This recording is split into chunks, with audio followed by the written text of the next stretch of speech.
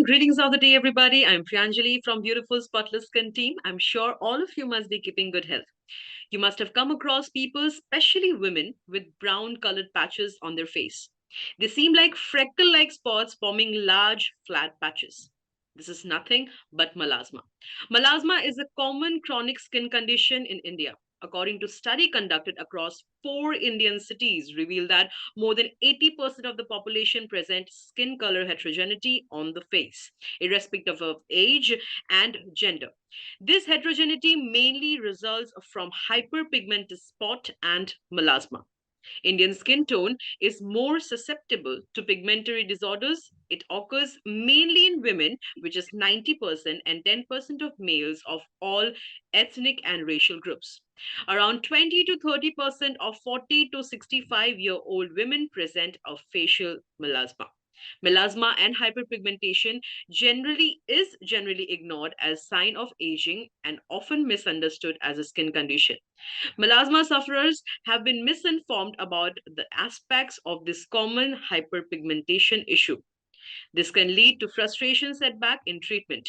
To avoid all these hassles and to keep you informed today, we have with here to know about management of melasma from our expert. So let's connect today with our skin expert, Dr. Swarnali Sasmal from Siliguri, West Bengal. She is a renowned expert in dermatology with wealth of experience in the field. Dr. Sasmal's credentials speak volumes about her dedication to the field of dermatology. Armed with an MBBS and MD in dermatology, she has honed her skills and expertise to address complex dermatological concerns. Dr. Sasma's journey in dermatology is marked as a commitment to excellent and continuous learning. Her pursuit of knowledge led her to understand or undertake a fellowship in aesthetic and lasers, where she delved deeper into advanced techniques and treatments from various dermatological conditions. With her expertise today, Doctor will enlighten us more on melasma and its management. So over to you, Doctor. First of all, welcome to today's platform. And our first question, which our viewers would want to know, is what is melasma? So hi everyone, this is Dr. Swarnali Sasmal. I am a dermatologist practicing in Siliguri, West Bengal. I have done my fellowship in lasers, aesthetics, and cosmetic dermatology. To be honest, melasma, the first thing which I want to tell everybody over here, melasma is a skin condition which is extremely common. People just, it can affect anybody, males, females, usually above the age of 25, but these days we also see patients in the age group of 20-25 as well. More common in patients after pregnancy and people who have a lot of sun exposure as well. In melasma, what we see is like a butterfly like patch on the nose, on both cheeks usually, and sometimes it affects the upper lip area also, as well as the temples, the forehead as well. It presents as light brown to dark brown skin patches, and it's mostly common in females than males, but in these days we see it in males as well. In females, it's more common in patients during pregnancy. It happens after pregnancy as well. Basically, it happens due to hormonal imbalance. We also see it in patients after taking certain medications, and also in patients who have a lot of sun exposure, especially in Asian skin people who are from the hills. We see it very commonly in them because it's usually colder in there and they do a lot of sun exposure. So we do see it in those patients as well. Yes, Right. melasma is treatable. It can be treated very well if we do certain treatments, if we do certain kind of skincare, but it is not curable. We'll come to that later in details. But of course, melasma is treatable. It's controllable if we take proper care of skin. Right. Doctor, you have already mentioned about the causes, I believe, sun exposure and due to some medications you mentioned. Can there be any other causes? Imbalance. Right. Right. So can there be any other causes for the occurrence of melasma? See, usually in patients who also don't do sun exposure, but if they have any kind of like hormonal imbalance, it can be in patients who have taken certain hormonal drugs. It can happen in them, but it aggravates in sun exposure for sure. And we also see in patients who have a genetic reason. For example, uh, maybe they have not got pregnant in women, that is, but they have a family history. Maybe their patient's mother had it, or patient's aunt, or anybody in the family, can be even like 2 3 generations before someone had it in their family, and then the patient gets it without any sun exposure, without any hormonal imbalance, or any history of drug intake. Right. So, doctor, is there any difference between melasma and hyperpigmentation, or is it the same? So hyperpigmentation is melasma. Like melasma is hyperpigmentation, but not all hyperpigmentation conditions are melasma. So what is hyperpigmentation? When pigment means color, right? So when there is excessive pigment in the skin, it is hyperpigmentation. Hyperpigmentation can be melasma, it can be freckles, it can be post-inflammatory hyperpigmentation, which comes after maybe acne or post-traumatic. It can be ochronosis, it can be lichen planus pigmentosus, it can be a lot of other hyperpigmentary disorders. But melasma is also a hyperpigmentation condition. Mm, but melasma is definitely treatable. So pigmentation, hyperpigmentation always doesn't mean melasma. It can be different other entities also. It can be something which is very similar to melasma, like freckles. It can be nevus of Ota, which is basically it's like a birthmark. But these are very similar looking. Ochronosis, again, facial acanthosis. This could be very similar to melasma, but these are not melasma. So melasma is something different, and hyperpigmentation, is like a broad category. In hyperpigmentation comes a lot of different disorders, which are basically disorders which have more pigment in the skin. In the same way, hypopigmentation is something where there is less color or almost no color, like vitiligo, albinism, DLE, etc. Right. So we can say that melasma is a kind of hyperpigmentation, maybe. Yes, you're right. You're right. Right. Uh, Again, coming back to the same point, we are discussing about the reasons, the causes, the occurrence, and how we can get rid of this very major problem, which is related to the skin, which is again very important. So, doctor, how does the initial stage look like? Usually, what we face is we are unable to identify the disease or any kind of symptoms or the occurrence of any issues. The toughest part is to identify it. How does one know that it is melasma, and how can we get rid of it in the initial stage? See, firstly, I would ask all my viewers, my whoever's watching this video, that do maintain a basic skincare routine: a face wash, a moisturizer, and a sunscreen. Reapply your sunscreen every 2 to 3 hours, and make sure you apply the adequate amount of sunscreen. These are the ways, like especially sunscreen, proper use of sunscreen, and avoiding sun exposure will help you get prevent you from getting melasma. But then if there is a genetic factor, you always have a great chance to have melasma. Usually, melasma starts with light brown pigmentation, light brown patches and macules, but and freckles can be a little darker, but sometimes it can mimic each other as well. So it's very Right, tricky. right, So the main thing is melasma always comes as a patch and not a small macule. If it's more than 0.5 mm, it's like a patch, and if it's less than 0.5 mm, it's a macule.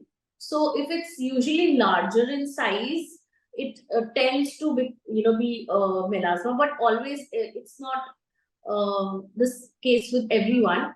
So best, even if you have little bit of hyperpigmentation, do visit a dermatologist. Only he and she can properly diagnose and tell you if it's melasma, because not everything works in melasma and not everything will work in other sort of pigmentation. So you have to be really specific with the treatment module. Right, right. Very rightly said. Well, this is what we wanted to hear today.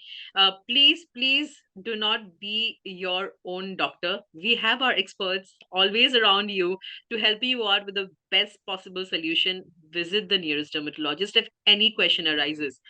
Doctor, you Yeah, mentioned about sunscreen. Yeah, up to you over here a little. These days, the market is flooded with a lot of serums and creams with active ingredients. Just absolutely. because it's there in the market, it's there on these online marketplaces like glycolic acid, niacinamide, etc. These are very trending terms these Right. days, and every other person, every Tom, Dick, and Harry will buy it just to avoid going to the doctor, and just to avoid giving the doctor fees. They try and use anything and everything. They just think that it's a minor patch and just little bit of pigmentation, zyada to hai nahi, thoda bahut hai, I'll apply something and it'll go. But no, that's not the case. We get patients every day in our clinic, coming with melasma after months and months of treatments. Still they don't get 100% removal of melasma, because melasma is not treatable. Melasma is not curable, it is treatable. It does lighten to a certain extent. In some patients, it almost goes away 100%, but there is always a chance of recurrence, just because of hormonal imbalance, just because of sun exposure, and the genetic factor, of course. So do not trust these random skincare brands online and offline. Visit your doctor, visit your dermatologist, of course, somebody who has a proper degree, and visit the doctor. Only he or she can tell you what will be the best for you, because not everybody, for everyone, laser is the best option. Not for everyone, peel is the best option. So only the doctor can tell you what's best for you. But then again, it depends on what type of skin the person has, and every patient is different. Every treatment is different. It varies patient to patient for sure. Right. Well, that was the words of advice from our expert today. Doctor, you mentioned about applying and reapplication of sunscreen. Are we also saying that applying sunscreen plays a very, very vital role in our day-to-day routine?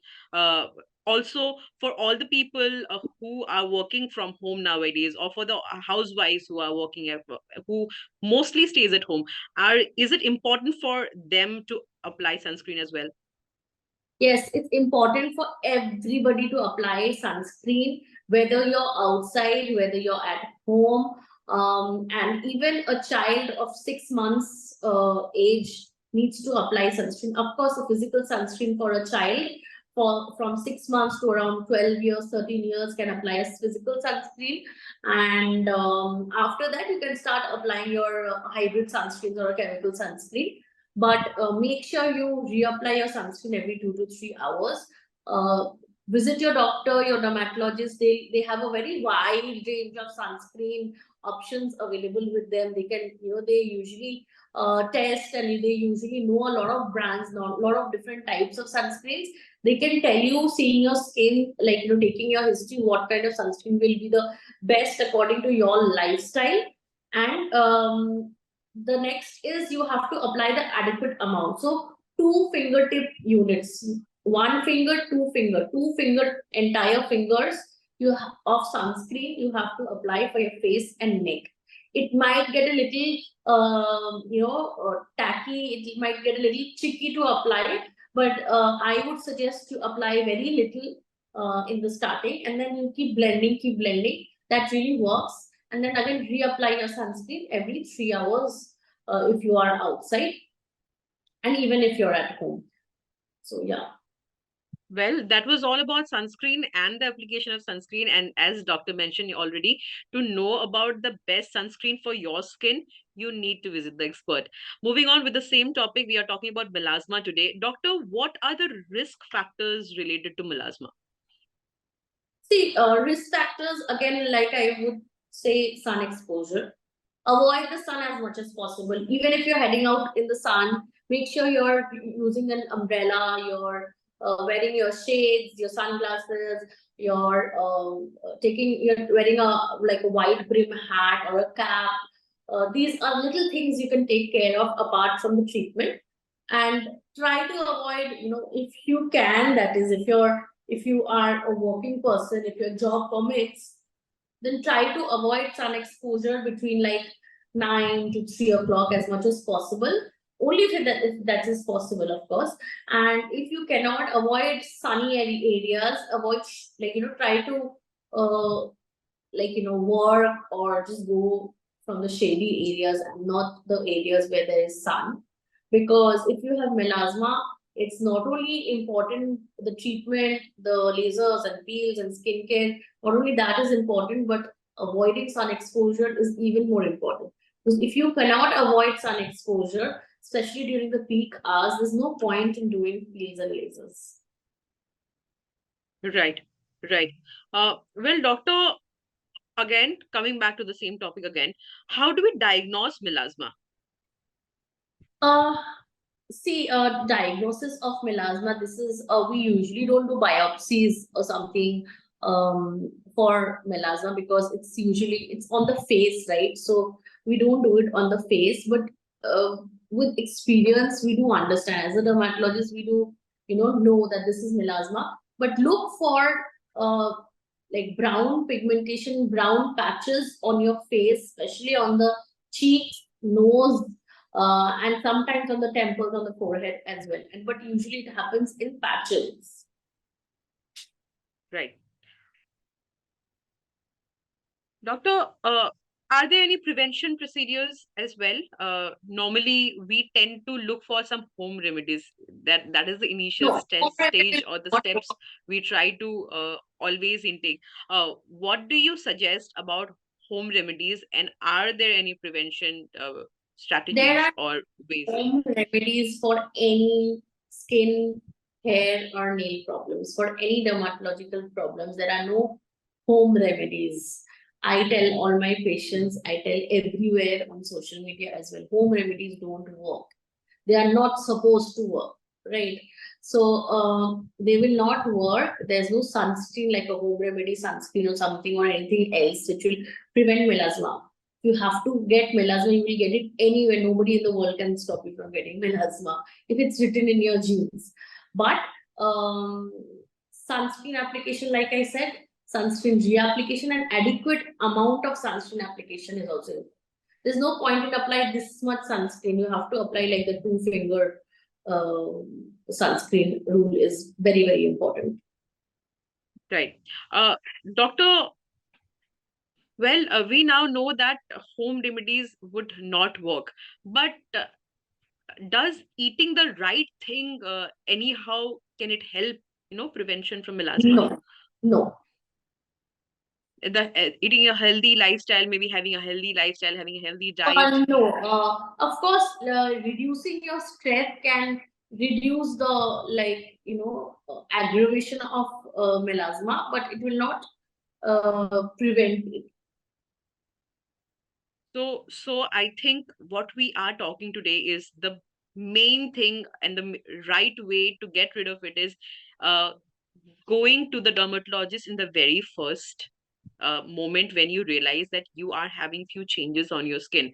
Maybe that will make you get the right solution at the right time, and will help you getting out of it. Doctor, what do you say about that? Right, right. So when you start seeing the initial brown patches on your skin, rush to your doctor, your dermatologist as soon as possible to get the correct treatment. There's no point in waiting or delaying your treatment. Right. Doctor, there are also few misinformation about melasma and hyperpigmentation in the market. Yeah. We have also heard that melasma can turn into cancer. Is it true? No. Well, we have got our answer there. Doctor, will quickly move on to the next question. The next question is melasma due to some allergy or infection? No, no. Again, no. Well, now that we are almost into how melasma can happen and what are the uh, ways we can get rid of it and what are the symptoms of it, we would want to look at the questions which are coming from our viewers today. Doctor, I can see a few questions from the viewers. Pooja Sharma, Yeah. our first viewer, asks, is melasma more common in certain demographics? Yes, somewhat. Like I said, hilly patients who come from the hilly areas, they tend to get more melasma. Uh, Patients who come from areas where there's a lot of farming happening, they might get melasma because they are exposed to the sunlight a lot. So, northern parts of the country, northeastern parts of the country, in my experience, has more melasma in lighter Right. skin tone. Right. The next question, doctor, comes from Akansha Yadav, who asks, ma'am, how can we reapply sunscreen during summer? There are some spray sunscreens available. You can reapply with that if it suits your budget. The best is if you can avoid makeup during the daytime, you can reapply your sunscreen with a like the normal sunscreen, whatever you're applying. And if you're using just a tinted sunscreen over your normal sunscreen, you can reapply with your tinted sunscreen. The next question, doctor, comes from Yash Namdev, who asks, can melasma go away on its own? No, never. In Well, some patients, it reduces on its own, but mostly, due to the lifestyle, due to lot of sun exposure, it does, stay. So, most 90% of the people, the melasma stays and it doesn't go back. But in some patients, very, very rare though. right. So, doctor, you said that we all know that melasma, it keeps on growing and spreading around the skin. So, what is the worst case scenario you have seen according to your experience? What does it say? See, it's not that it will spread, it will just increase. It will Mm-hmm. not, it's not a allergy or an infection or something that it will spread. But yeah, the intensity might increase, the number of Right. areas uh, involved might increase. Um, but again, we cannot prevent that as such. Sunscreen is the main thing you have to do, no So, matter so what, what and what cover can up be the as much as worst? possible. What The can be the worst worst case scenario? worst case scenario can be a lot of pigmentation, like like too much of melasma, like way too melasma. It's somebody who has done used some uh, steroid over the counter steroid creams to treat it, listening to some random people, and they use these random OTC creams. They have a lot of steroids and certain ingredients which don't suit the Indian skin or any skin type usually. And from melasma, they don't not only have melasma, they get telangiectasia as well, which is like the capillaries can be seen this from, like, it becomes very superficial. They do get a lot of hypertrichosis also, which is increased facial hair growth after using those creams. And overall, the skin gets very thin. So, melasma, along with TSD, which is topical steroid damaged face, is very, very difficult to treat, and it gets quite difficult. And those kinds of patients are a nightmare. Right. So, doctor, can makeup be harmful for melasma as well? Does it harm? No, no. So If we makeup, can. if done properly, can never harm your skin. But you have to do it properly. You have to use the correct products, and you also have to remove it properly at the end of the day and use a good skincare post your makeup. Right, right. We mostly tend to talk just about the using part or the prep before the makeup, but we do not talk about the after effect or the after things which we need to do after the makeup. Well, doctor already mentioned removing the makeup is also very, very important. That is the worst thing you can do to your skin, we believe. Doctor, can not removing the makeup cause any serious harm to your skin? Not removing the makeup properly can lead to comedons, whiteheads, and blackheads, and sometimes skin irritation as well. Um, that's not exactly like proper acne vulgaris, but you might get here and there one or two pimples because of clogging of the pores. So it's best remove your makeup with a proper cleansing micellar water or a cleansing balm or oil, whatever suits your skin, and then you use a face wash post makeup. Right, right. Doctor, the next question comes from Gaurav Gar, who asks, what are the differences between melasma and other types of hyperpigmentation?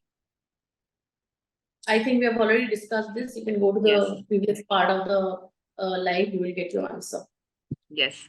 The next question comes from Gori. How does ethnicity influence the prevalence and presentation of melasma?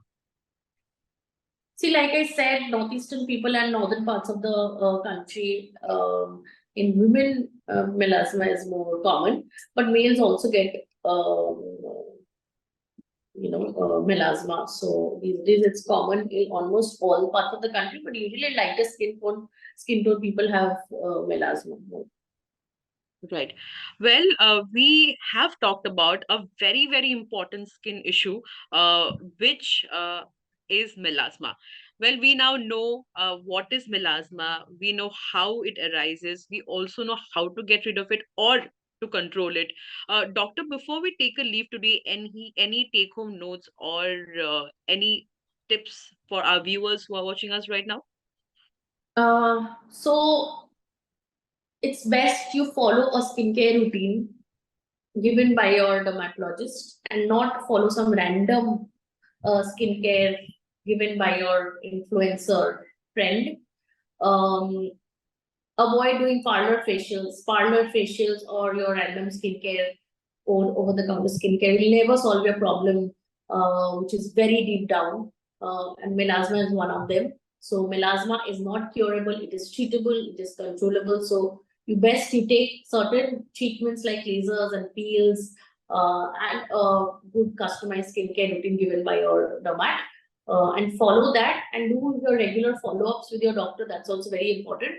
But treating melasma on your own will not help because even we as dermats we cannot cure melasma. So remember this, and I hope this entire live session was really fruitful for everyone, especially somebody who has melasma or has a family history of melasma. So if anybody who wants to reach out to me, you can do DM me on Instagram and Facebook. I would be happy to help you all. That was Dr. Swarnali for us. Thank you so much, Doctor, for your valuable time. It has been a very, very informative session for our viewers today, and it was great to hear from you. We look forward to many more such sessions in the coming time. Also, thank you so much, viewers, for your excellent participation for today's session. Stay connected to our beautiful Spotless Skin page for such amazing lives. Thank you so much. Have a great evening. Stay safe and stay healthy. Bye, guys.